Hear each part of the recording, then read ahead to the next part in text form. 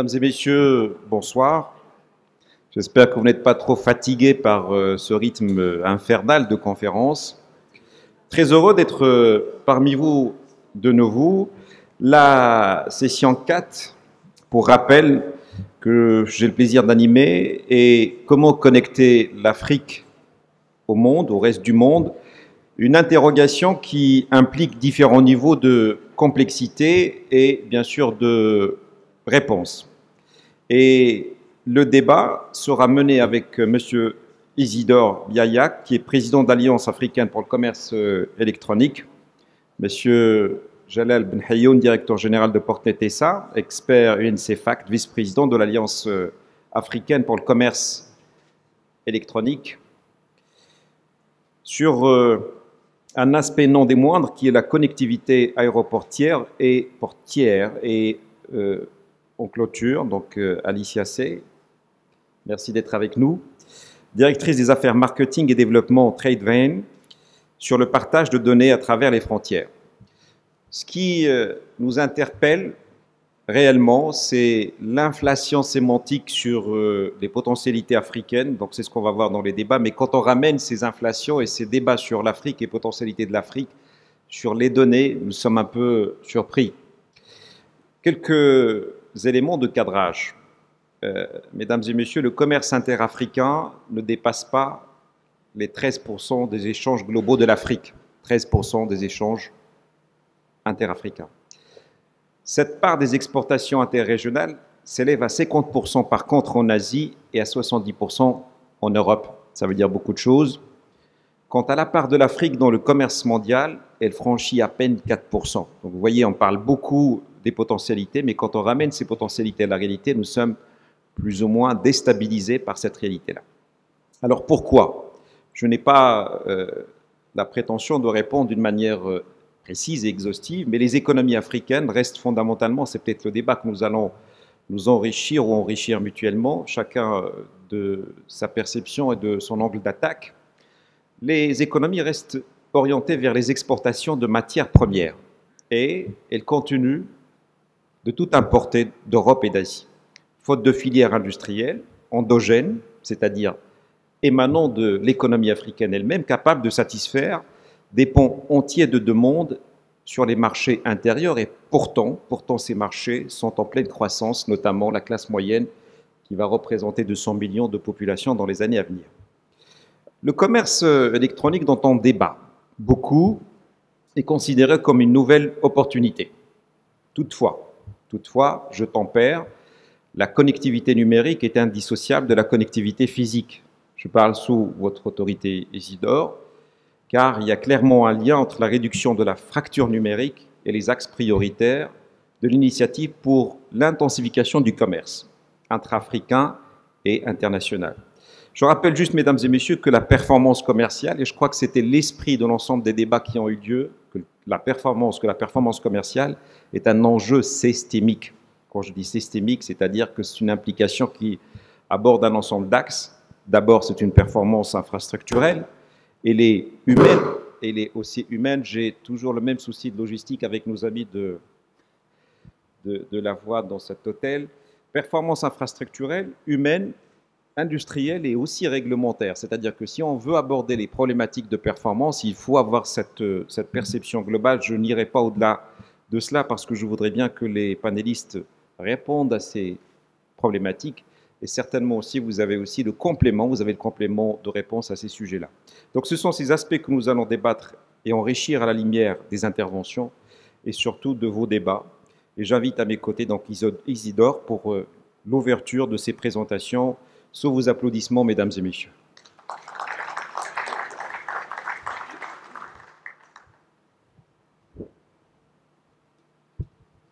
Bien, merci.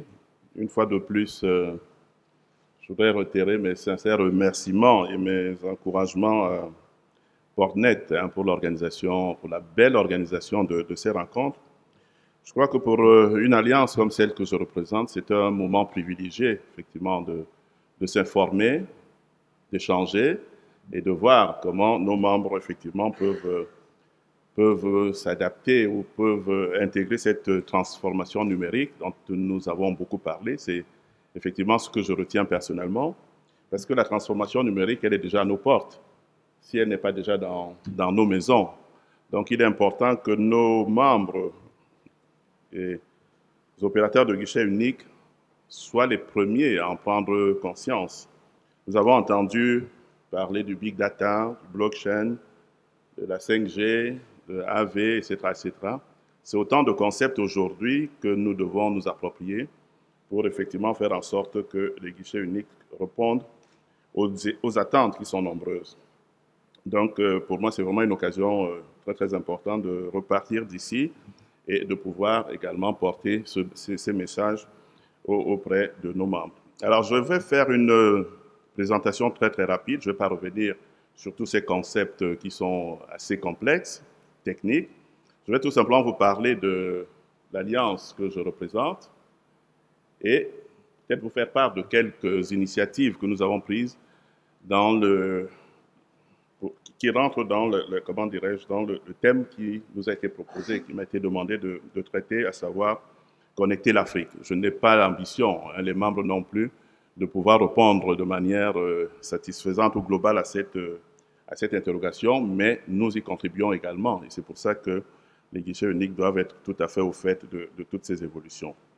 Alors, ma présentation est à 4 points, très rapide, hein, rassurez-vous. Je sais que nous sommes là depuis hier, les travaux sont très intenses, donc nous n'allons pas traîner en longueur. Alors, je vais vous parler de ce qui nous sommes, les défis de la connectivité en Afrique, quelques initiatives qui ont été prises dans ce domaine au niveau de l'Alliance et quelques perspectives. Alors, qui nous sommes? L'Alliance est donc l'Alliance africaine pour le commerce électronique a été créée en 2009 à Addis Abeba avec le soutien de l'UNECA. Et aujourd'hui, nous regroupons à peu près 19 membres, y compris l'Union économique, monétaire et africaine de l'Afrique de l'Ouest, qui est une institution régionale et qui fait partie également de l'Alliance. La carte, je pense que vous la voyez suffisamment, représente tous les membres qui sont donc, tous les pays qui sont membres de cette alliance. Alors, nous avons un certain nombre d'objectifs que nous avons tous définis ensemble. Je ne vais pas m'attarder là-dessus, mais c'est tout simplement, retenez tout simplement que c'est un cadre, effectivement, de partage d'expérience, mais c'est aussi un cadre où nos experts mettent leur savoir-faire à contribution pour réaliser un certain nombre de choses. Toutes les initiatives dont nous allons parler tout à l'heure sont le fait des experts de l'Alliance. Et cela se fait gratuitement. Je pense que c'est une volonté réelle d'apporter une plus-value à tout ce que nos guichets uniques sont appelés à faire. Donc, vous pouvez voir donc tout ce qui est envisagé comme objectif et nous nous attelons à chaque fois, nous nous réunissons pour effectivement essayer d'atteindre ces objectifs. Ce n'est pas facile quand on réunit plusieurs pays, comme vous avez pu le constater, mais surtout quand ces pays, quand ces guichets uniques sont comment dirais-je, des outils qui sont sollicités au quotidien, il faut dégager une certaine disponibilité et ce n'est pas toujours évident. Et c'est pour cela d'ailleurs que nous avons mis en place une organisation qui intègre tous les pays. J'ai l'honneur d'assurer la présidence pendant 2 ans, renouvelable éventuellement si les membres me font confiance. Mais tous les pays sont impliqués et chacun à son niveau a un domaine qui est un domaine de compétences qu'il est chargé d'animer. Et je pense que cela se passe parfaitement très bien. Alors, nous sommes soutenus par un certain nombre d'organismes internationaux que vous pouvez voir. Et grâce à eux, donc, l'Alliance est aujourd'hui, je pense, un interlocuteur important. Je pense que notre présence ici en est le témoignage. Nous avons l'occasion d'assister à d'autres colloques également. Et c'est pour dire qu'aujourd'hui, il y a une réelle notoriété de l'Alliance et nous en sommes quelque peu fiers, même si le chemin parcouru est encore très long. Alors, le défi de la connectivité en Afrique. En fait, quand on parle de connectivité, je pense qu'il y a 2 aspects, de manière très schématique. Il y a l'aspect hard, qui concerne les infrastructures, et l'aspect soft, qui concerne effectivement ce qui est ce qu'on pourrait appeler notre métier, c'est-à-dire tout ce qui est optimisation des procédures, la gestion des frontières, la collaboration entre les différentes administrations et les différents intervenants au commerce transfrontalier.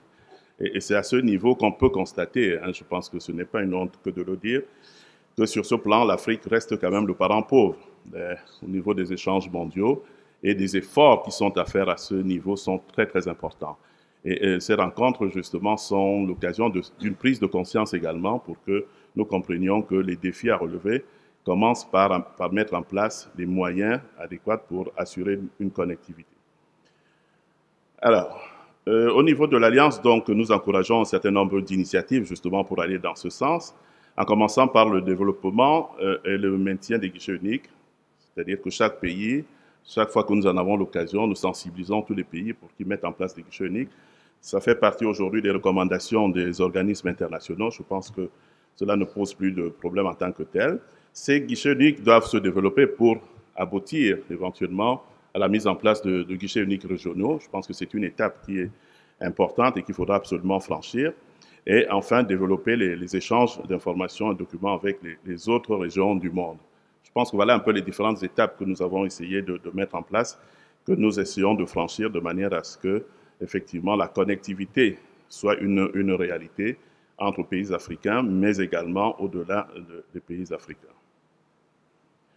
Alors, les initiatives que l'Alliance a prises dans ce domaine, je vais vous en citer deux qui concernent les projets que nous avons réalisés, parce que les pilotes ont déjà été effectués, c'est une réalité aujourd'hui. Ils n'attendent qu'à être mis en opération. Il s'agit de deux projets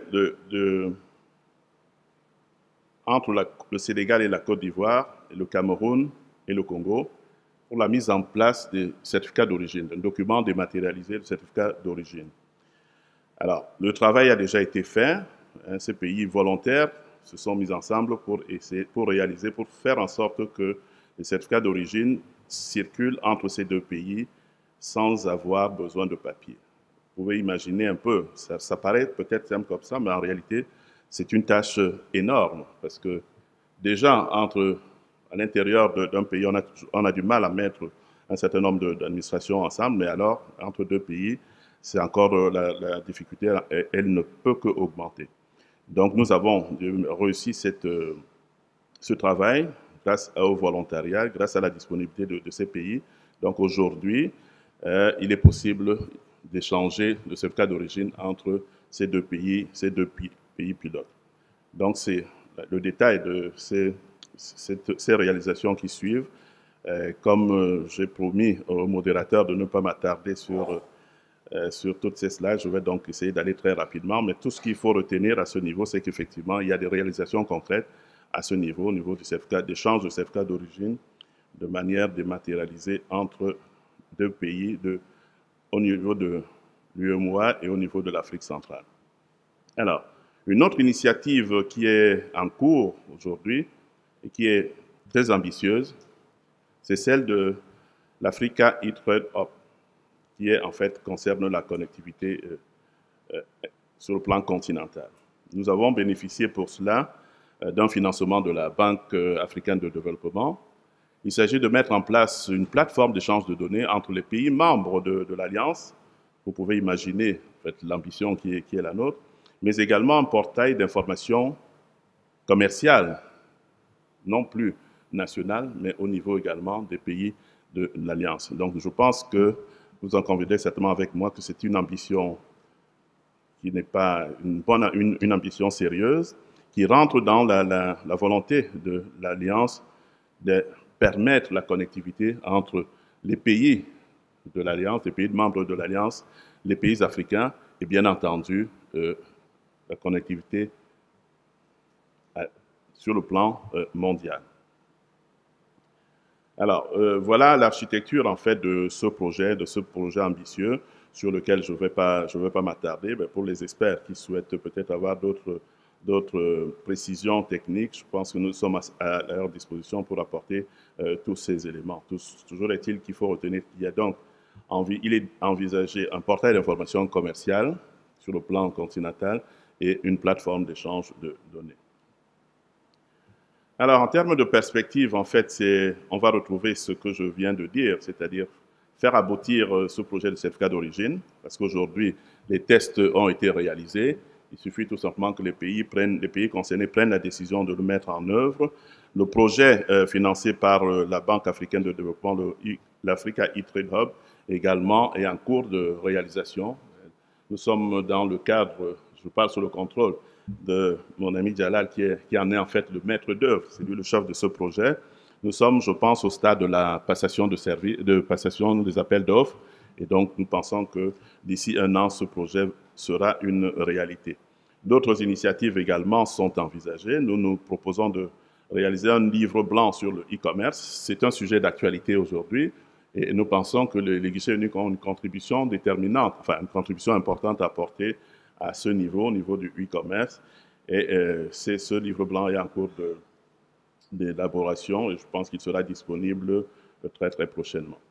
Voilà, mesdames et messieurs, j'ai promis d'être bref, je ne sais pas si j'ai tenu la parole. Je pense qu'il y a beaucoup de choses à dire hein, sur un certain nombre sur le fonctionnement de l'Alliance, sur les membres.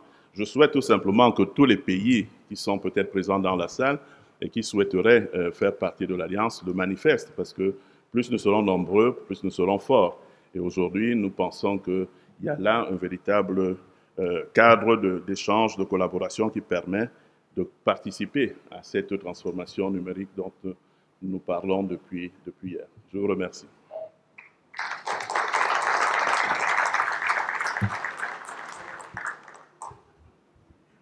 Merci Isidore. Je voudrais juste reprendre quelques éléments de votre discours parce que certainement des idées intéressantes et qui vont être par la suite être relayées par le débat de la salle.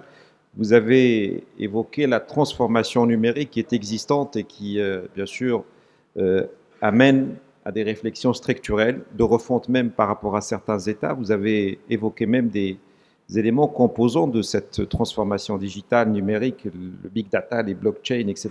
Et vous avez aussi quelque part fait présentation de l'Alliance avec ses objectifs qui sont le partage d'informations et surtout les défis qui sont à deux niveaux. Donc il y a la partie hard et soft. La complication, à mon avis, vient du côté du soft et pas forcément le hard, parce que les infrastructures, on peut y accéder, mais la matière grise et le soft sont très difficiles donc à faire évoluer. Et vous avez fait un constat qui est très dur, l'Afrique reste parent pauvre de cette transformation numérique et surtout la question comment changer cette réalité. Après, bien sûr, les défis sont là. Les expériences que vous avez menées sont là aussi, donc ils parlent d'eux-mêmes. La preuve, c'est que vous en avez cité quelques-uns. Et en termes de perspective, c'est là la question, et je voudrais qu'on la débatte. De quelle manière pouvons-nous aller au-delà, bien sûr, de ces perspectives, y faire de l'Afrique un acteur efficient, je dis efficient, dans ce qu'on appelle les échanges au niveau international et bien sûr en termes aussi de digitalisation de l'ensemble des flux. Maintenant, une autre sensibilité, une autre expression qui nous viendra de M. Jalal Benhayoun, qui est directeur général de Portnet SA et qui est un expert UNCFACT sur un autre sujet de connectivité aussi au niveau de l'Afrique à travers la dimension portuaire et aéroportuaire. À vous, Jalal. Sous vos applaudissements, mesdames et messieurs, bien sûr.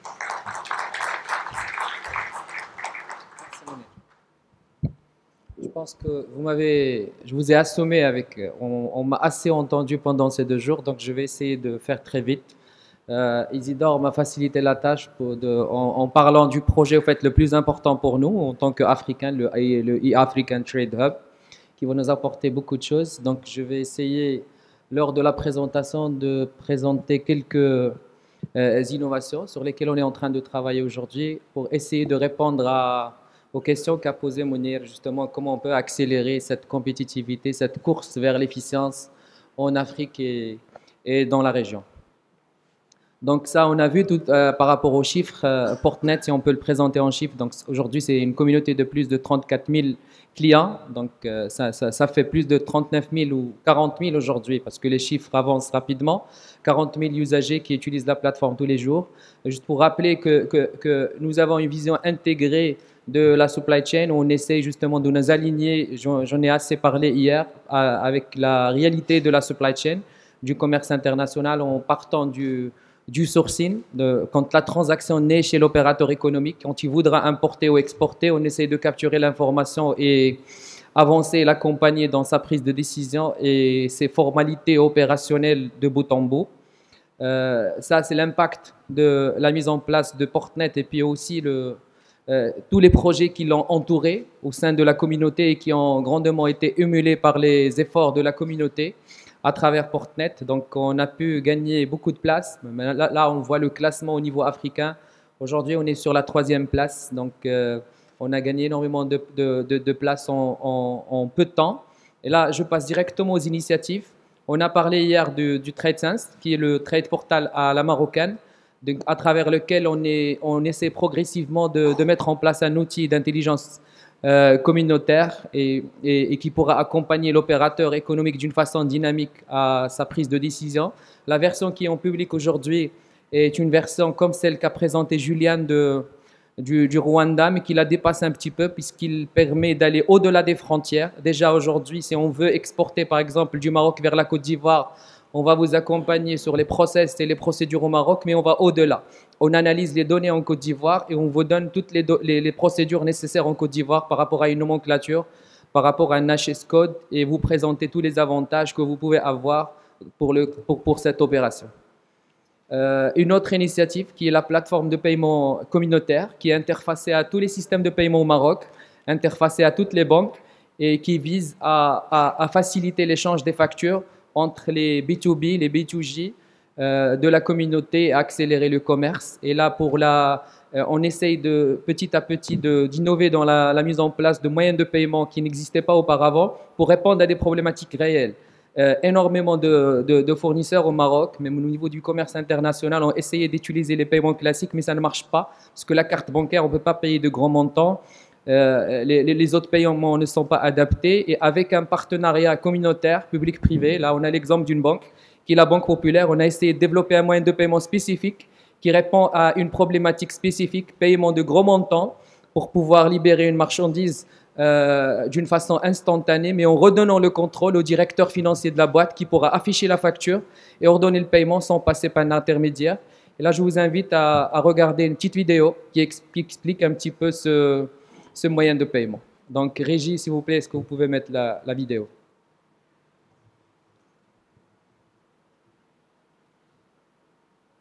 Le son? Est-ce que vous pouvez reprendre la vidéo parce qu'on n'a pas le son avec?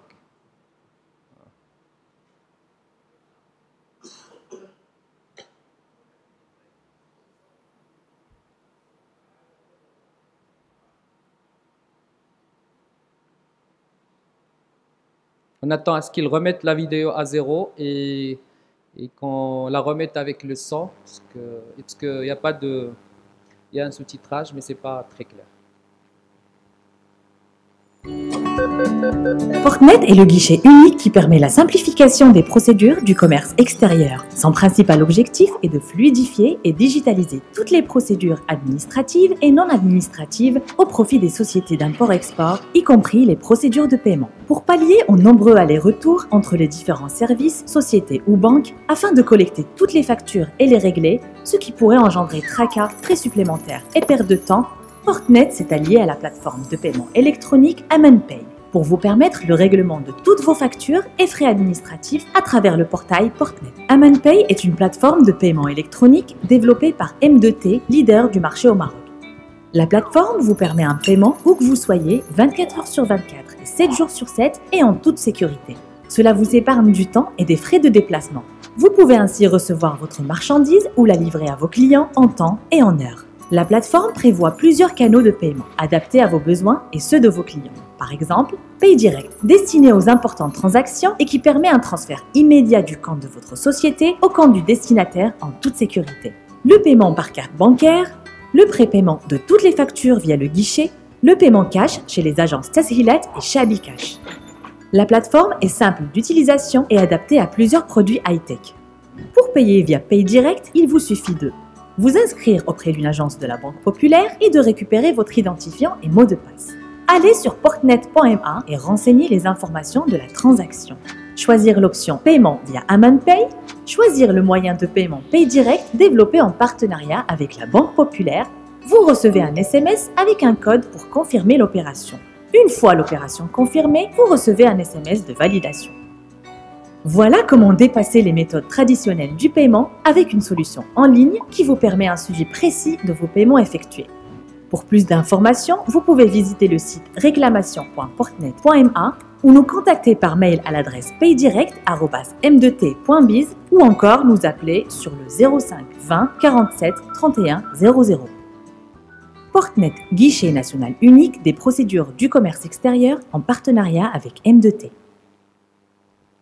Donc, comme je disais tout à l'heure, toutes les initiatives sont portées par l'écosystème, les membres de l'écosystème avec lesquels les idées viennent. On essaie à chaque fois d'innover sur quelque chose. Hier, pour ceux qui étaient là, on a concrétisé justement quelque chose qui me tenait vraiment à cœur, un projet qu'on voulait justement justement concrétiser avec les banques. Et qui capitalise sur ce qui est disponible aujourd'hui au niveau du guichet unique. Et ça montre un petit peu qu'on est aligné aux besoins exprimés par le business. Vous connaissez les lettres de crédit, les crédits documentaires, les paiements à l'international. Un casse-tête chinois qui devait normalement être simple, ça fait longtemps. On a toutes les banques aujourd'hui. Au Maroc, il y a 18 banques. Chaque banque a son process. Ça, documentaire, quand vous voulez ouvrir un crédit documentaire, quand vous voulez faire un paiement à l'international, il faut suivre une procédure différente. Tout se fait en papier ou par email ou dans les meilleurs des cas via un outil e-trade bank qui n'est pas normalisé, auquel vous devez avoir accès, qui est un package différent auquel vous devez souscrire. L'idée ici, c'est d'harmoniser ce qui se fait entre les banques, d'harmoniser ce processus de remise documentaire, de garantie de paiement à l'international à travers Portnet, puisqu'on a un process qui le précède, qui est l'engagement d'importation, qui est la naissance de l'opération commerciale à l'international. Et c'est ce qui a fait l'objet de la signature de convention avec 3 banques de la place. Il y a déjà, entre hier et aujourd'hui, une 4e qui a signé. On a reçu les contrats, donc on démarre la phase d'étude avec ces banques-là. Et c'est un outil qui va être disponible d'ici quelques mois en phase pilote et qui va monter en charge avec toutes les banques. Ça permettrait à l'entreprise, en premier lieu, d'avoir une visibilité à travers le guichet unique, d'être une vraie tour de contrôle pour suivre ses opérations logistiques à l'international. Parce que la relation entre l'entreprise et la banque est une relation obligatoire. L'entreprise, comme moi je fais du business, à la rigueur, j'aimerais bien ne pas passer par la banque, de faire mon commerce sans passer par la banque ou sans passer par le port. Ce qui compte pour moi, c'est de faire arriver la marchandise, c'est de livrer mon client. Là, on a fait connecter 2 mondes qui sont différents, qui sont le monde bancaire, le monde financier et le monde logistique et du commerce extérieur. Et de l'autre côté, il y a d'autres bénéficiaires qui vont bénéficier de ces informations, qui sont les freight forwarders, qui sont les agents maritimes, parce qu'ils reçoivent aujourd'hui des informations, des notifications qui sont relatives à des opérations de paiement à l'international, à ces crédits documentaires. Et c'est des informations qui sont souvent une raison des retards des opérations de libération de la marchandise ou de conditionnement de son mouvement entre les autres parties prenantes. Donc, c'est dans un guichet unique dans le monde, c'est la première fois que ça s'opère, donc on est vraiment excité pour commencer ce projet avec ces banques pilotes. Ils voient dès à présent le grand intérêt et on va avancer très vite avec notre communauté. Les initiatives régionales, donc Isidore a parlé déjà du e-African Trade Hub qui est une initiative qui est très intéressante dans l'Afrique. Au niveau d'IPXA, je n'ai pas besoin d'en parler. Il y a le réseau des réseaux de confiance, le Network of Trusted Networks, qui est une vraie initiative sur laquelle on essaye de travailler parce que j'estime qu'elle apporte énormément de valeur ajoutée à l'opérateur économique qui peut tracer sa marchandise, quel que soit l'emplacement de cette marchandise au niveau mondial. On peut lui donner aujourd'hui le statut de la marchandise quand il est au Maroc, mais malheureusement, on ne peut pas lui fournir son statut s'il est en Chine, s'il est en Hollande ou s'il est dans un autre pays. Une initiative très simple au niveau d'IPXA qui a permis de normaliser cet échange et qui permet de rapatrier ces informations aux opérateurs économiques qui le souhaitent. Une autre initiative qui est une étude d'interopérabilité entre 3 guichets uniques, celui du Cameroun, de la Tunisie et du Maroc. Donc on va continuer après ces jours-là, le jeudi et le vendredi, des ateliers dans le cadre de cette étude qui est financée par le COMSEC, qui est un sous-organe de l'Organisation de la coopération islamique et qui vise de sortir avec un plan d'action d'interopérabilité de 3 guichets uniques en pilote qui pourra être élargi par la suite à d'autres guichets uniques, sans oublier l'initiative qu'a présentée Ruth, qui est l'initiative IFITO, qui est super intéressante puisqu'il va éviter l'échange d'un document papier avec une vingtaine de pays qui sont déjà là, signataires de la convention IFITO, et le nombre ne fait que s'améliorer chaque jour. Je pense que je vais m'arrêter là compte tenu du timing et je reste à votre disposition pour plus de questions. Merci.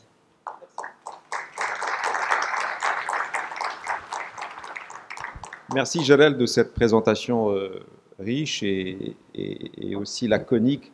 Vous avez abordé les innovations, vous avez parlé des usagers, l'ensemble des utilisateurs de Portnet, donc vous êtes arrivé à peu près 40 000 utilisateurs.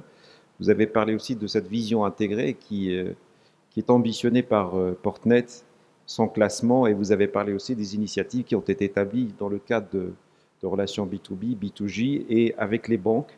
Et l'ensemble de l'écosystème avec des initiatives régionales, c'est prouver quelque part d'une manière très agile votre interaction avec votre environnement, qui soit national et régional. La question reste toujours posée, qu'en est-il bien sûr de l'impact de l'ensemble de ces réalisations par rapport au flux réellement du commerce au niveau du continent africain et aussi au regard de l'ensemble des flux au niveau international. C'est le débat sur lequel nous allons revenir. Maintenant, on va passer à une autre étape qui est le partage de données à travers les frontières, avec bien sûr l'exemple de l'Asie, à travers l'expression d'Alicia. Sous vos applaudissements, mesdames et messieurs. À vous.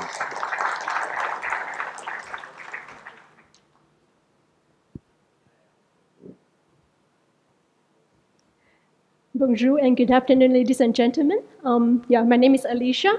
It's my first time to be here in this part of the world. On behalf of TradeBan, my company from Taiwan, and also Pan-Asian E-Commerce Alliance, in which I serve as the chair of the working group, I would like to extend my gratitude to the organizer, Portnet, and also IPCSA for inviting me. I think this is a very good opportunity to bridge Africa, Europe, and Asia. And in fact, this is my topic today, to share data across border. Just 2 slides about TradeBan, of who we are. We are the national single window of Taiwan. Of course, you see from the B2G part, we are operating the national single window, which comprises of the port, the customs, and the trade. And we also do B2B, which we are operating the e-supply chain, e-retail network, and e-marketplaces.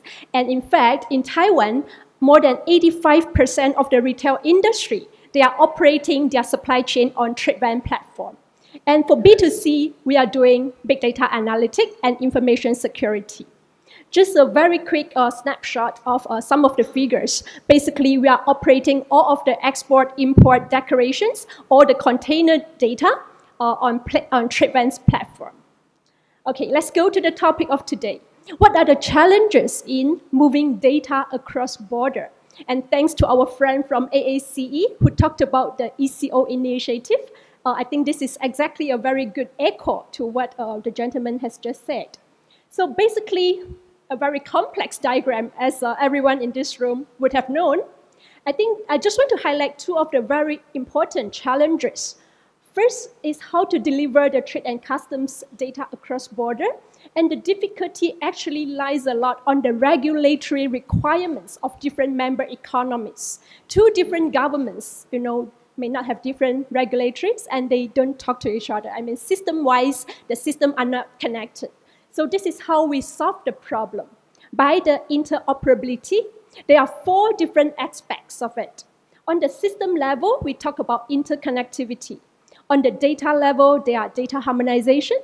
And on the security level, we talk about PKI mechanism, which is about the digital signature and how we mutually recognized the digital signatures by 2 different economies. And of course, on top of that, we have to address the legal aspect of all this cross-border data.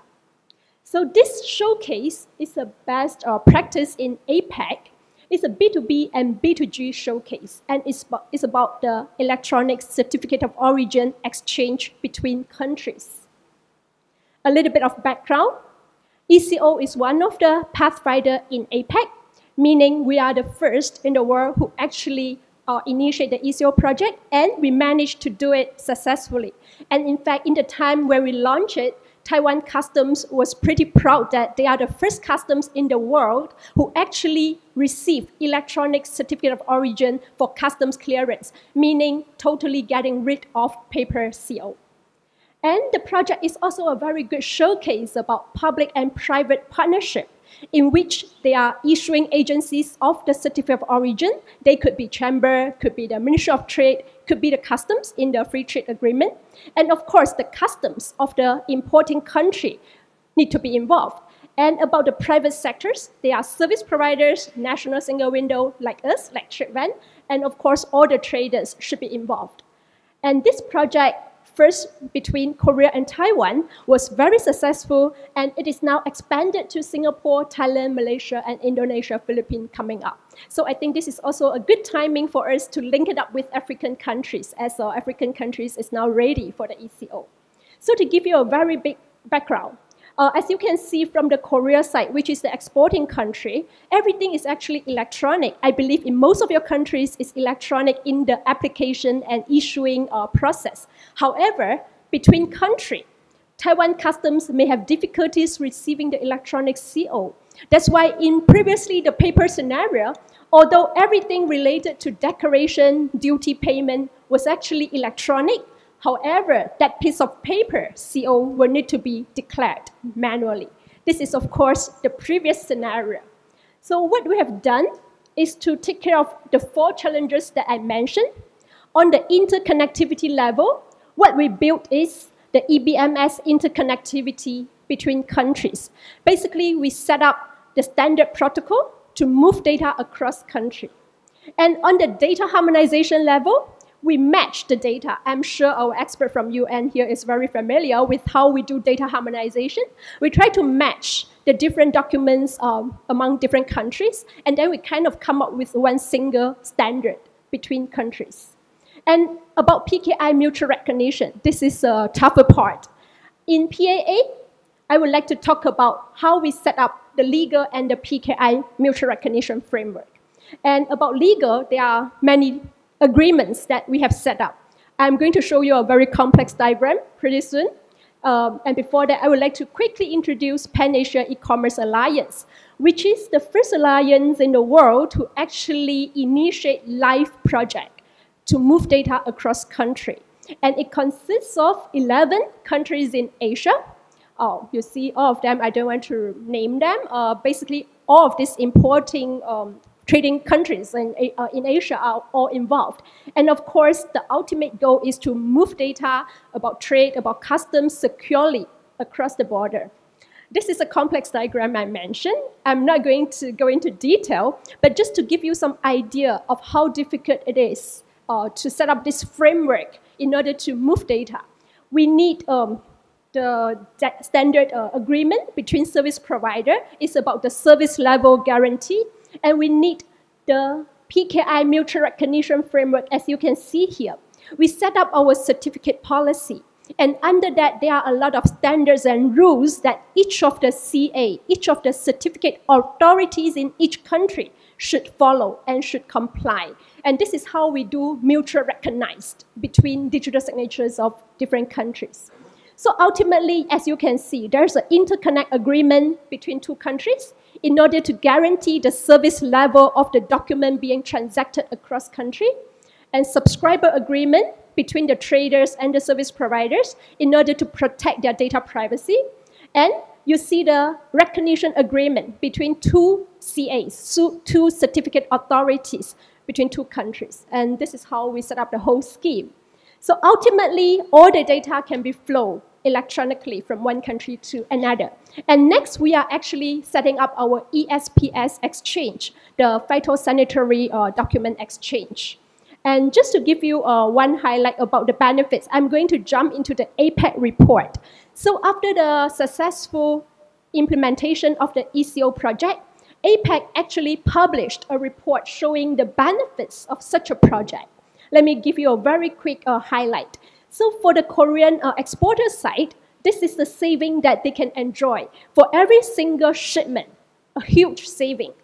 And the saving includes the opportunity cost that they may lose if the goods were being held by the customs, if the goods are delayed in customs clearance procedure. And you see 2 days saving. And from the importing side also, there are huge saving in terms of money, human effort, and also time saving. So this is a real example of how we successfully implemented a cross-border data sharing project. And according to APEC, if all the APEC member economies adopt the same model, we can save the transaction cost up to 6.79%, which is huge in terms of the transaction cost across our borders. So after we kind of successfully overcome all these challenges, now we have one POC project on blockchain among the PAA members. So why blockchain? I think I don't need to explain this. I will just jump into the next slide. So now, among some of the countries in PAA, first by TradeBank Taiwan and our friends from Thailand and Malaysia, we set up a blockchain POC project. And well, besides doing the blockchain for signing and verification of a cross-border document, we also built up our cloud storage for file transfer. So it's a bundled solution, not only for verification of the authenticity of the documents, but also for files transfer securely across countries. So this is a whole diagram that how we set up our blockchain. And one of the first scenario that we are adopting is actually the electronic phytosanitary documents exchange between countries. So this is a very simple conceptual diagram showing you how we are using the blockchain. Basically, from the exporting country, all the ESPS document could be signed on the blockchain, while in the importing countries, the quarantine office could then come up to this blockchain platform to verify the authenticity and also the identity of the signer of the ESPS. This is a POC project, as I said. Hopefully, next time we could share how successful it is and some of the real benefits that we enjoy from the project. So here I will end my presentation. Thank you for your time.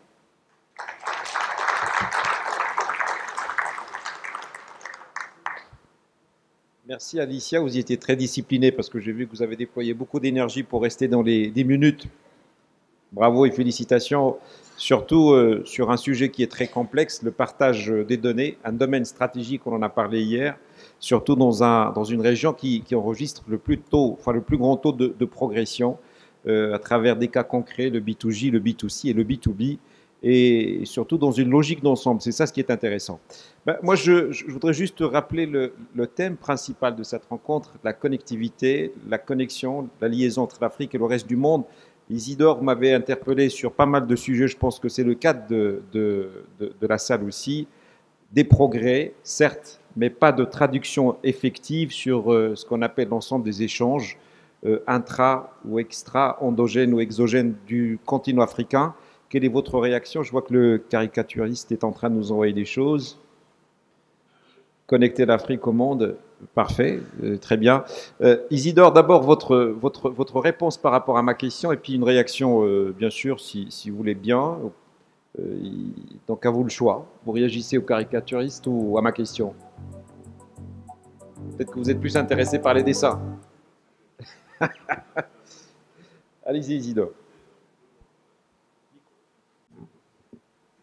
Oui, non, je vous priais de reprendre la question parce que effectivement j'étais distrait par la caricature. Donc, préférez la caricature? C'était pour commenter la caricature? Allez-y, faites ce que vous voulez. Oui, non, mais si vous voulez réagir à la caricature et éviter la question, il n'y a pas de souci. C'est pour ça que je vous priais de reprendre la question pour que je puisse, en attendant. Non, mais je pense que la caricature reflète un peu le message que j'ai essayé de faire passer, que l'Afrique a beaucoup d'efforts à faire, effectivement, pour se connecter au monde. Je pense que le problème d'infrastructure, le problème de soft, comme on l'a vu aujourd'hui, reste une véritable préoccupation.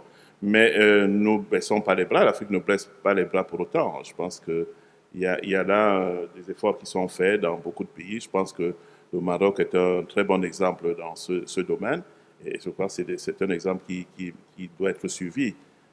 Donc voilà, je pense que c'est bien, c'est pas mal comme alerte, si on peut dire. Autre question, qu'est-ce qu'il faudrait faire davantage de manière à accélérer les process, que ce soit au niveau de la connectivité ou en termes de performance commerciale? Parce que vous avez parlé du soft et du hard. Avons-nous beaucoup plus de soucis au niveau du soft? De quelle manière peut-on aller plus loin et surtout en impliquant le secteur privé? Je pense qu'on a parlé sans arrêt de l'écosystème. Je pense que c'est vraiment un environnement, c'est un partenariat qui doit se mettre en place à tous les niveaux pour adresser tous ces problèmes qui se posent.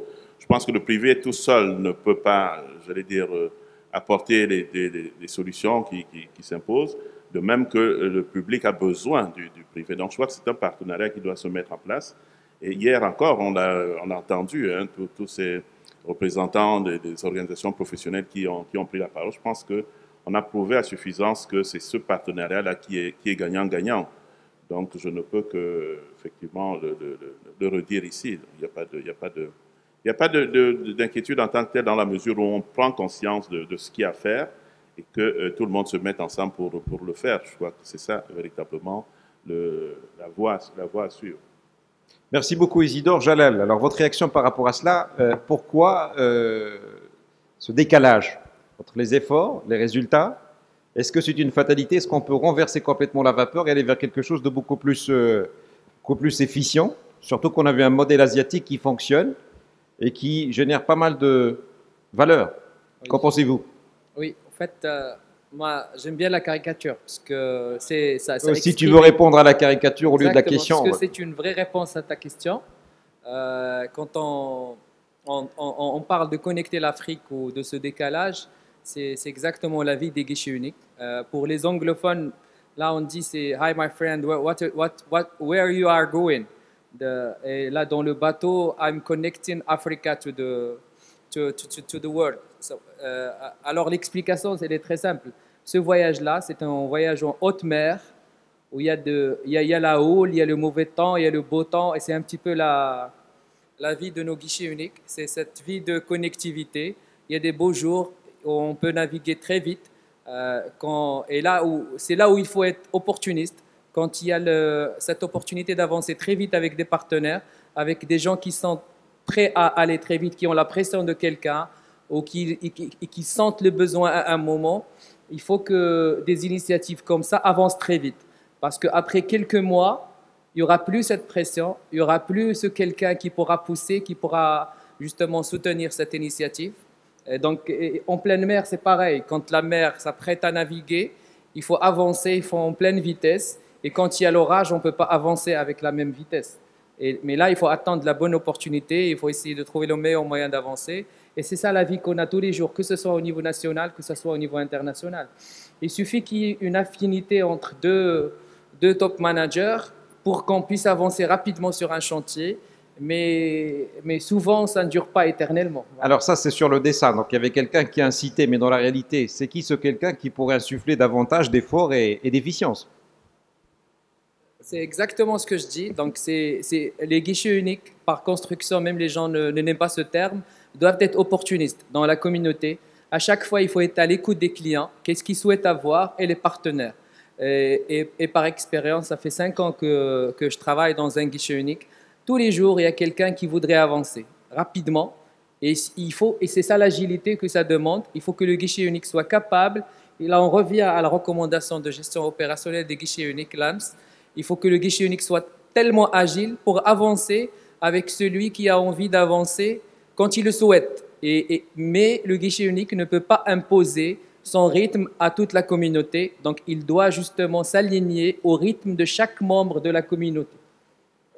Alors, pour réagir à la réflexion de Jalal, est-ce qu'il y a un problème d'arythmie? Est-ce qu'il y a un problème réellement d'asynchronie, c'est-à-dire des rythmes qui sont différents au niveau des composantes de l'écosystème? C'est ce qui fait qu'il n'y ait pas assez de résultats et d'efficience. Non, effectivement, je pense qu'il y a tout le monde n'est pas au même niveau. Je vais dire heureusement, parce que si tout le monde était au même niveau, on irait certainement beaucoup plus vite et on résoudrait les problèmes tout aussi vite. Je pense que c'est le rôle de tous les acteurs, effectivement, on a parlé de sensibilisation, de formation même pour faire en sorte que tout le monde se partagent, tout au moins que tout le monde partage la même vision. Et c'est ça qui permet que, effectivement, on avance. Moi, je parle plus de direction dans laquelle on s'engage. Il faut que tout le monde s'engage dans ces directions avec les moyens qui sont les siens. On ne peut pas s'attendre à ce qu'effectivement tout le monde soit au même niveau, mais un des objectifs que nous avons au niveau de l'Alliance, c'est effectivement, les guichets uniques qui sont membres de l'Alliance ne sont pas tous au même niveau, là également, mais nous avons des échanges qui font qu'on s'enrichit des expériences des uns et des autres et ça permet à tous ceux qui le souhaitent, effectivement, de se mettre à niveau. Donc, je pense que c'est un problème qu'on rencontre dans plusieurs domaines. Hein. Ce n'est pas Isidore, est-ce que les autorités sont conscientes de cette problématique? C'est-à-dire qu'il y a des niveaux de variation, mais qui impactent directement ce qu'on appelle l'évolution, le développement de ces pays-là. Est-ce qu'ils sont conscients et qu'est-ce qu'ils mettent comme moyen derrière pour résoudre cette problématique? Je pense qu'ils sont, non seulement ils sont conscients, mais il nous appartient également de les amener à prendre davantage conscience. Vous savez, un pays, un gouvernement, un État a plusieurs priorités. Donc nous qui sommes, j'allais dire, les professionnels d'un secteur bien donné, notre devoir, notre mission, c'est effectivement de les amener à comprendre que ça fait partie des priorités qui ne doivent pas être reléguées au second plan. Surtout aujourd'hui, on parle de transformation numérique. Je prends l'exemple du Cameroun, où la plus haute personnalité du pays, dans un discours, a essayé de faire passer un message très important en disant il faut s'arrimer à la transformation numérique. Ça, c'est un message qui date de quelques années. Donc, c'est pour dire qu'il y a une conscience à ce niveau, certainement, mais il nous appartient de faire en sorte que cela devienne une priorité parce que c'est notre métier. Merci beaucoup, Isidore. Je vais vous laisser vous reposer un petit peu, messieurs, en attendant les réactions de la salle. Alicia, est-ce que vous étiez confronté auparavant à ces problématiques d'arythmie, c'est-à-dire de non-cohérence de l'ensemble des composants de l'écosystème? Si c'est le cas, comment vous avez résolu ça? Et de quelle manière vous avez mobilisé l'ensemble des éléments constituants de l'écosystème?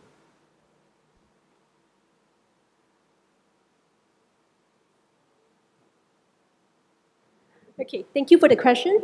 Actually, maybe I could share about the public and private sector partnership because those are the important components in our project. So first of all, on the government level, you need to convince them to be, as I said, Taiwan Customs was at that time the first customs in the world who actually received electronic certificate of origin, which is not easy. Normally, the customs declaration normally is electronic in most of the countries, but for supporting documents, they have hesitation. So how do we convince them? There is one very important thing. We use the World Bank report about doing business across border. And it is true, I can share the experience. After we implemented that, actually the ranking goes up. That's why they are very eager and they are very strong supporter in helping us to expand to more and more countries. And I think for the government, their performance is important and they are not going to pay you. So as a private sector, although we are government linked, but we are private sector, we need to think about the sustainable business model. This is also very important to carry on the business. So on our side, we need to think about who is going to pay for the service because government is not paying. They are the receiver of the document. They enjoy the benefit. They increase their performance. But who is paying? So we need to think about either the exporter and importer. We need to think about who has the biggest benefit, who we created value for, and someone is going to pay. And then you have to think about the revenue that you are collecting should be bigger than the benefits that the users are enjoying. So this is how we actually design the whole mechanism, and we are pretty successful, I could say, because after we launched the project, we actually received calls from the importers by themselves. After we do first few rounds of promotion, marketing, and after that, our customer service center received calls to show that their interest, that they want to join. So the incentives is that the government is the one, they are not paying, but they are the one who can give incentives, very important incentive. For instance, the real case is that in Taiwan, with a paper CO, the declaration could go up to a day, and at most maybe 2 weeks if they have any doubt about the authenticity of that paper. That could be a fixed stamp. They could hold your document and then they ask for double verification. But in the electronic scenario, it's 30 minutes. Actually, it's few minutes, but we cannot say, right? We say 30 minutes because the customs said 30 minutes, so I will say 30 minutes. So it's from few days to 30 minutes, which is a big incentives. So the government is the one who give incentives. And then the users will be willing to pay. This is how we actually build the whole ecosystem and to partner the public and private sectors. Very much, Alicia. Je pense qu'on va inverser les rôles. La salle va, j'espère, parler, réagir par rapport à ce qui a été dit, certainement. Donc, on reviendra vers vous avec plus de questions parce que le sujet est passionnant. Donc, il y a réellement la problématique de ce qu'on appelle la logique d'écosystème, la logique intégrée de manière à ce que nous puissions agir globalement sur l'ensemble des leviers afin de générer de la valeur. Mesdames et messieurs, à vous la parole. Allez-y, monsieur. Vous avez un micro à disposition. Allez-y, abusez au maximum de ce micro-là. D'accord. Alors, je voudrais revenir sur cette caricature que je trouve vraiment très intéressante parce que si on vous regarde... êtes interpellé par la caricature. Et voilà, et moi de même encore. Il y a une contamination positive. Si on peut la remettre. Donc, sur cette caricature, on peut bien voir qu'à l'avant du bateau, il y a une prise. Et il faut bien voir que les single windows aussi, elles ont une prise, mais ces prises, elles n'ont pas toutes le même format. Si vous allez aux États-Unis, c'est un certain format. Donc, c'est important dans le cadre de ces single windows d'avoir ces fameuses prises multiprises, comme on dit. Vous pouvez switcher sur le modèle américain, vous pouvez switcher sur le modèle anglais. Hein, comme vous pouvez voir à l'avant du bateau, la prise, elle est manifestement européenne. Donc, c'est tout l'intérêt, justement, de mélanger le public et le secteur public et le secteur privé pour pouvoir se permettre d'avoir des multiprises aussi efficaces que possible. Voilà, c'était juste plutôt un commentaire plus qu'une question. Et la question, monsieur? Je vais laisser peut-être aux autres partenaires de la salle la poser. Merci beaucoup. Merci de votre réaction. Question, s'il vous plaît.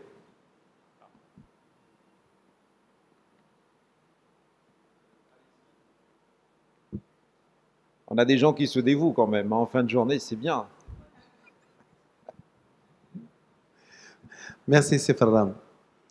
Non, moi je voudrais, en fait, c'est pas une question. Je voudrais contredire. Je vais contredire un peu mon ami Ibn Hayoun, qui a dit que c'est pas le guichet unique qui va attirer, on va dire, les entreprises ou les partenaires ou l'écosystème. Moi, je dis c'est le contraire. Avec Ibn Hayoun, depuis son arrivée, c'est plutôt lui qui nous pousse à aller vers la digitalisation totale.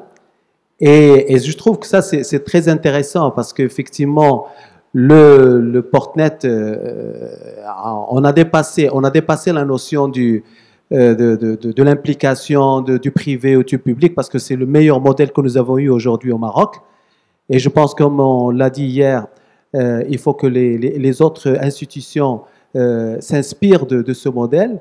Mais c'est vrai que depuis l'arrivée de M. Ben Hayoun, on a quand même senti un développement important et plutôt une poussée vers cette digitalisation. Et le maillon faible, il va chercher d'ailleurs souvent, il le fait exprès, il va chercher le maillon faible pour le pousser à mieux s'intégrer dans le système. Et je pense qu'en l'espace de 4 ans, arrive aujourd'hui à dématérialiser aussi bien la déclaration de douane, aussi bien le bon à délivrer qui est important. Et là, j'ai vu qu'il y a une convention qui a été signée avec le banque pour dématérialiser l'ouverture de lettres de crédit.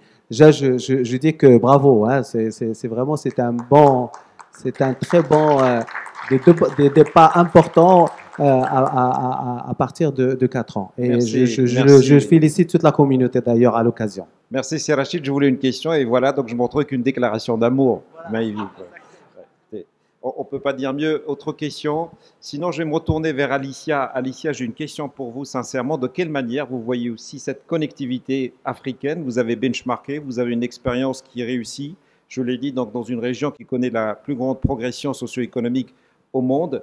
De quelle manière vous voyez cette connectivité? De quelle manière elle peut s'opérer avec une implication de l'ensemble des acteurs, publics, privés? Yeah, thank you for the question. Yes, in fact, I think this is a very good timing. As I said, and I see that the readiness of the ECO of African countries now, we are very happy to share our expertise, our experiences, including the technologies. So hopefully with all the experience that we had, pretty soon we could set up the link between African countries and Asian countries. And as you mentioned, there are 50% trade, right, between African and Asian countries. So certainly this is a very good opportunity. And we'll be happy to offer what we have done. D'autres questions? Allez-y, monsieur. Micro.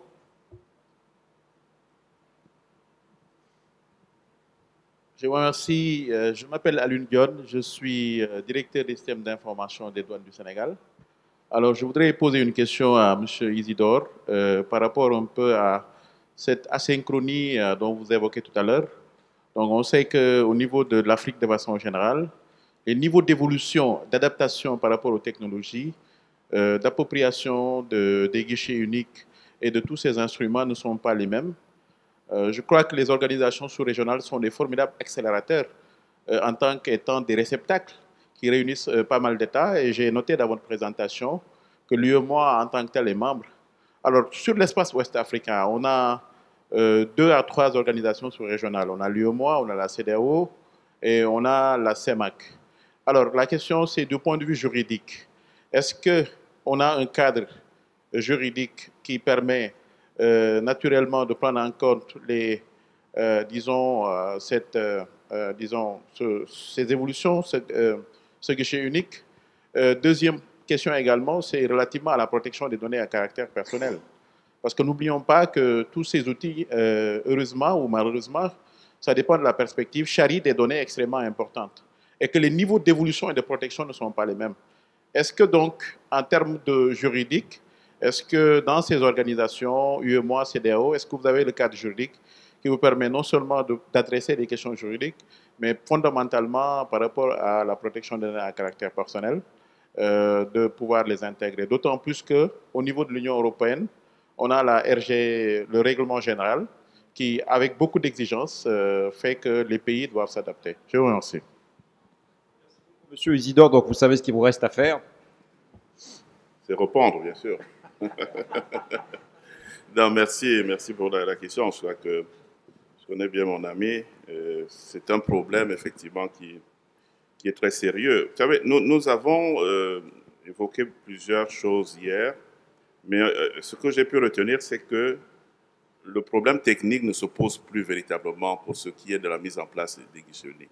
Ce qui est important aujourd'hui, c'est ce que nous appelons l'environnement du guichet unique. Et dans cet environnement du guichet unique, il y a tous les aspects juridiques. Parce qu'aujourd'hui encore, dans plusieurs pays, vous êtes confrontés à cette difficulté où on vous dit ben, la législation ne nous autorise pas encore à échanger les données, si vous voulez, parce qu'il n'y a pas une valeur légale à cela. Donc, je pense que l'aspect juridique est un chantier très important. Et au niveau de l'Alliance, nous en avons fait une véritable priorité, une véritable préoccupation. Donc, mais vous savez, l'Alliance, c'est des recommandations aux pays membres, aux opérateurs de guichet unique, pour que les pays, effectivement, soient sensibilisés à cela, mettent en place des cadres juridiques. Nous avons pris des contacts. Nous sommes en contact avec la CEMAC, avec l'UEMOA, avec l'Union africaine aujourd'hui, et c'est des problèmes que nous avons soumis à ces organisations pour qu'effectivement les pays soient sensibilisés et que les pays considèrent que le cadre juridique est justement un des leviers qui peut permettre d'accélérer ce processus, cette transformation dont nous parlons aujourd'hui. Je pense que les deux sont liés, la protection des données, effectivement. Je crois qu'il y a un certain nombre de pays qui ont pris des lois sur la protection des données, mais il est important que tous les pays le comprennent et que tout cela soit fait dans une espèce de synergie, mais surtout en tenant compte des recommandations, une fois de plus, des recommandations des organisations internationales qui ont déjà beaucoup réfléchi sur ces problématiques. Mais en fait, tout ça, c'est pour vous rassurer, mais je pense que vous le savez parfaitement. Nous sommes tout à fait conscients de ce qu'il y a à faire, et notre rôle, c'est de poursuivre, de continuer cette sensibilisation, déjà de partager nos expériences entre membres de l'Alliance, mais en même temps de sensibiliser nos pays sur la nécessité de mettre en place un cadre véritablement juridique qui convienne à la transformation numérique.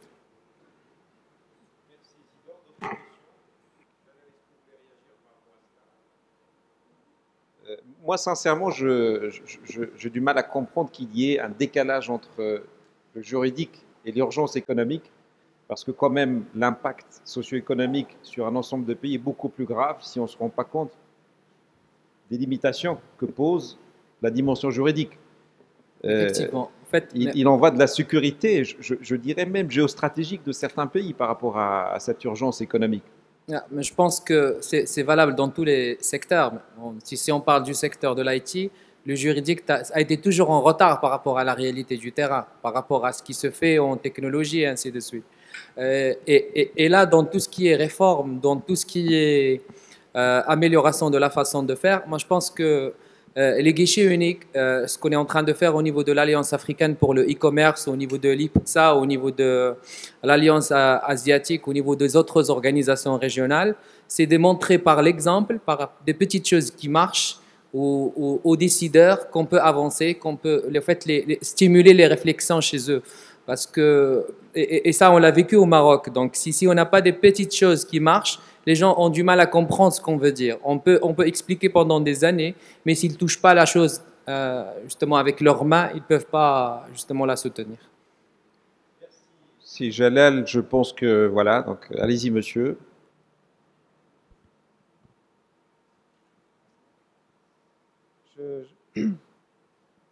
J'en profite pour féliciter l'ensemble des intervenants et pour cette conférence aussi qui est un vrai succès. Moi, je suis aussi, comment dire, très interpellé par cette différence de guichet unique en fonction des pays d'Afrique qui évolue à un rythme qui n'est pas forcément tout à fait le même. Et j'aimerais savoir s'il n'y a pas un moyen d'accélérer cette convergence, s'il n'y a pas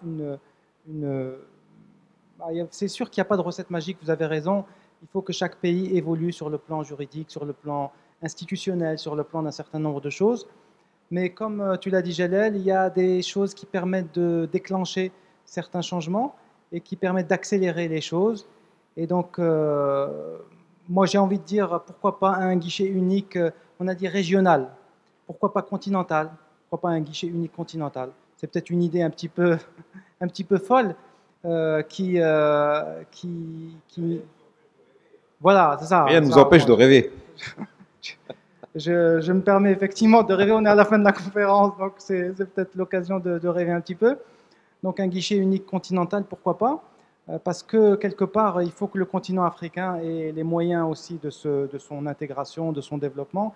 Et sans cette vision, on a aujourd'hui, comme vous l'avez dit, la technologie qui est à notre disposition. Donc quelque part, sur ce plan-là, on peut aller très vite.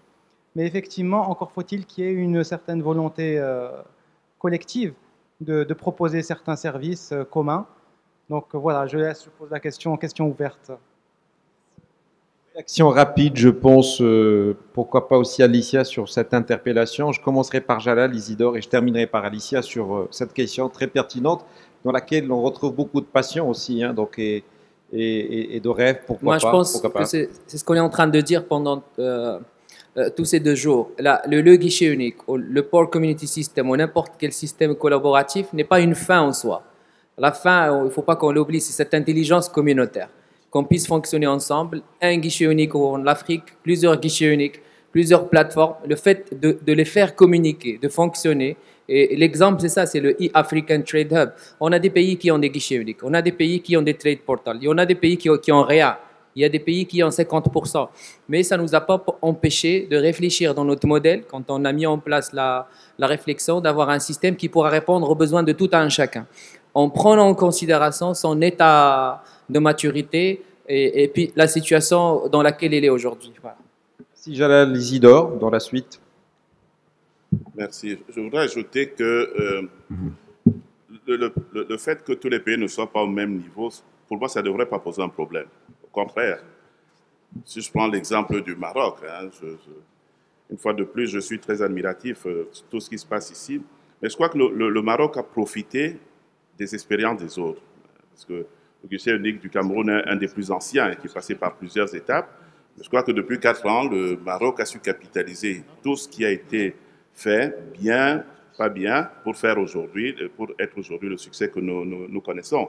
Et je sais qu'il y a encore beaucoup de choses à faire. Donc tous les nouveaux membres qui adhèrent aujourd'hui à l'Alliance profitent de cette expérience pour se mettre à niveau, quel que soit le point de départ. Donc je pense que c'est pas pour moi, ce n'est pas un frein ou un obstacle en tant que tel, au contraire. Il faut profiter des expériences des uns et des autres, et c'est un des points forts de l'Alliance. C'est pour ça que nous nous réunissons. Alors, tout à l'heure, dans ma présentation, je n'ai pas voulu, bon, je suis passé très vite, hein, j'en conviens, mais je n'ai pas voulu aborder l'aspect guichet unique continental. Je me suis limité au guichet unique régional, parce que ça fait partie, effectivement, des objectifs que nous nous sommes fixés, et il était important, je pense que cela est faisable, qu'au niveau des régions, on parle d'un guichet unique régional. Mais après le guichet unique régional, il y a forcément un guichet unique continental. Mais c'est une autre étape, mais qui n'est pas hors de portée. Et je pense que cette prise de conscience, et quand des interventions comme la vôtre qui sont très pertinentes, montrent qu'il y a cette volonté, effectivement, de faire en sorte d'aller de plus en plus loin dans cette intégration, dans cette connexion, en fait, de cette connectivité, non seulement au niveau de l'Afrique, mais au-delà de l'Afrique. Merci Isidore, à vous Alicia pour terminer ce passionnant et intéressant débat. Thank you for the question. We had the dream before. In PAA, there are 11 countries, and we thought about a centralized hub so that everyone put the data together. And even in ASEAN, if you know ASEAN, there are 10 countries. ASEAN also, they try to build up the ASEAN single window, they call it ASW, and thinking about a centralized model. But at the end of the day, what we are adopting today is actually a decentralized model, talking about interoperability, interfacing, interconnectivity among each other. One of the biggest challenge, I think, is about the authority of the government, the governance. So each of the government would actually want to hold your own data at your own country, not shared, among countries. So it will make the data privacy issue, data protection issue even more complex. I think even EU, which has reached the economic integration, I think maybe they could share a better idea of whether that kind of EU single window is possible. I think the challenge is actually the government themselves, whether you want to open up everything to a centralized database. And in fact, the blockchain trend today is decentralized again. And why blockchain is being, boosting up so fast, I think decentralization is one of the idea because no one is actually holding all data at one central repository. And then it actually reduce the risk of single point of failure. If you have one single window, there's one single point of failure in case of disaster. So I think there are pros and cons, and we do have the dream before, just to share with you. Thank you. Merci beaucoup Alicia. Mesdames et messieurs, en votre nom, je remercie chaleureusement les panélistes de leurs interventions, de la pertinence de leurs propos et de leur jeu d'interaction avec vous. Et je tiens à vous remercier aussi chaleureusement de votre présence nombreuse et de votre patience. Excellente fin de journée.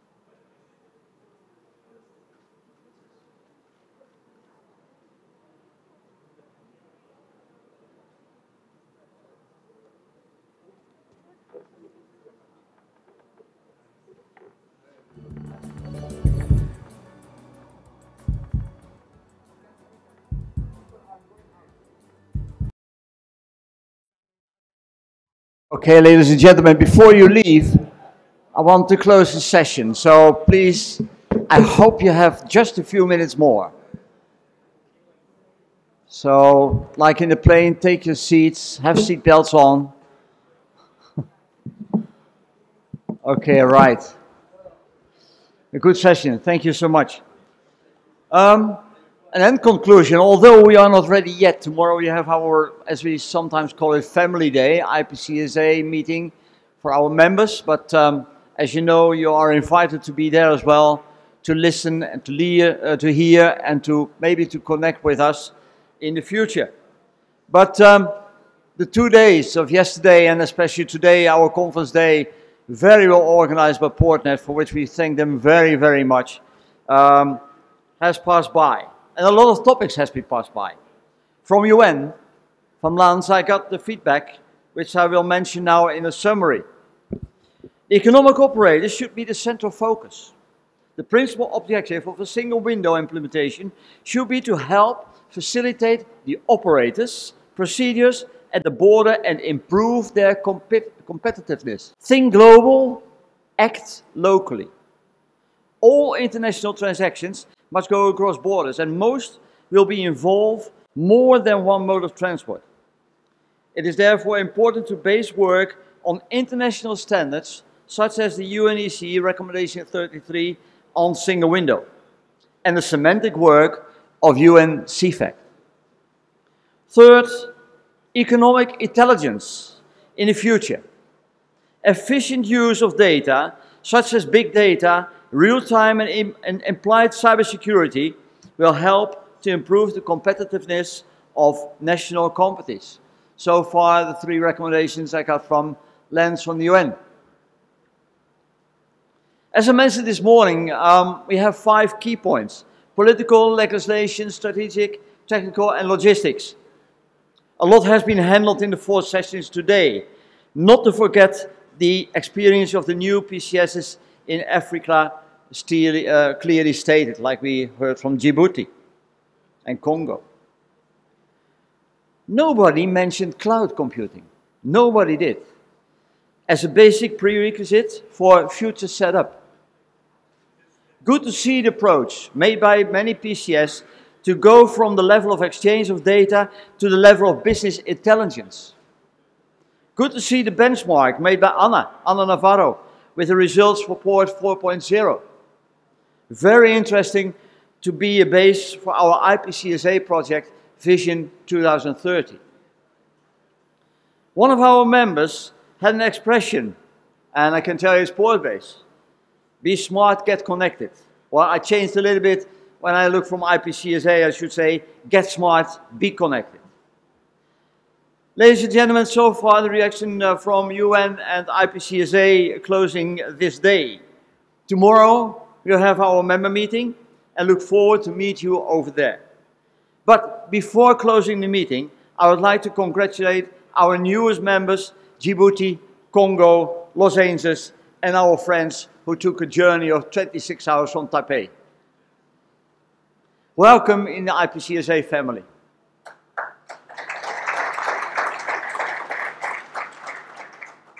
Now, last but not least, Jalal and Raya. Where is Raya? Ah, there. Would you please come forward, both? Yes, please.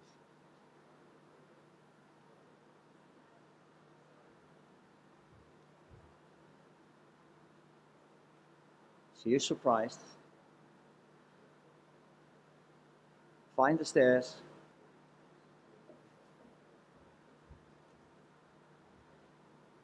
Okay, I make it short, Raya and Jalal. In name of the entire audience and IPCSA, thank you very much. Thank you for the perfect organization and hospitality. And for both of you, I have a present. And the present is, yeah,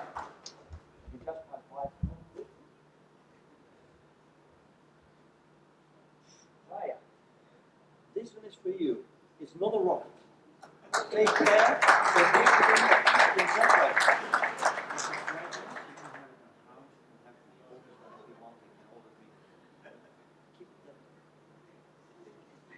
You can open it if you want to, and Jalal.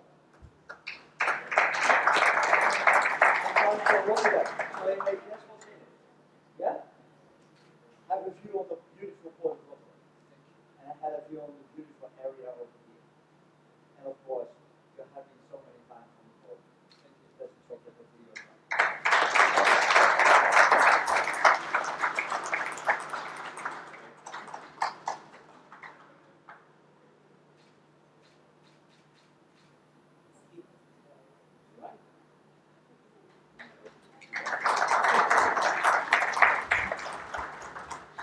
So, Once more, thank you very much. Not to forget the staff of Portnet and that assisted during the weeks preceding this day and the day yesterday, and of course the 2 days they did. Of course, applause for them as well.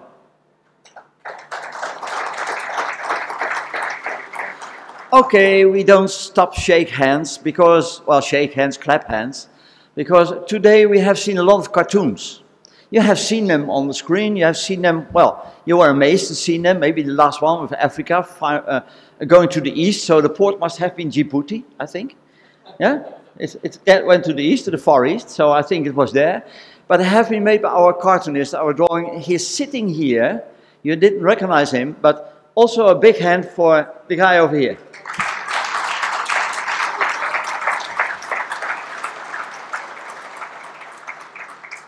Okay, finally you may go. You can take your belt off, seats on, and you can go. Ladies and gentlemen, we wish you a safe way back home or to your hotel, and look forward to see you tomorrow during the member meeting. Thank you so much for 2 days we have got already. Thank you.